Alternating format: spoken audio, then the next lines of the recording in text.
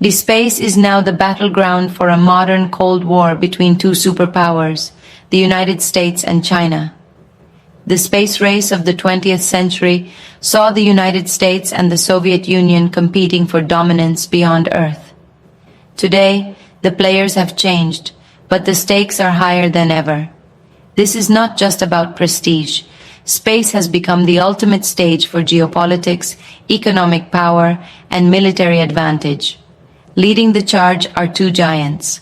The United States, with its legacy institutions like NASA and private innovators like SpaceX, is aiming to maintain its supremacy.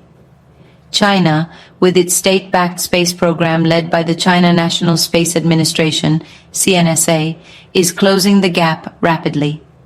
In 2019, China made history by landing a rover on the far side of the moon. This marked a significant step in its ambitious space agenda, including plans for a lunar base by the 2030s. Meanwhile, the US is looking beyond the moon, with NASA's Artemis program aiming to put humans back on the lunar surface and eventually on Mars. But this race isn't just about exploration.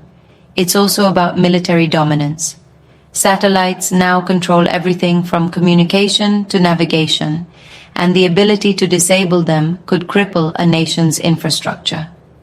In 2019, the United States established the Space Force, a military branch dedicated to defending America's interests in space. China has been testing anti-satellite weapons, signaling its intentions to challenge the US in orbit. Beyond military concerns, space offers untapped economic potential. Resources like rare earth metals, helium-3, and water ice could revolutionize industries and fuel future missions. Both nations are investing in technologies to harvest these resources, turning space into a potential gold rush.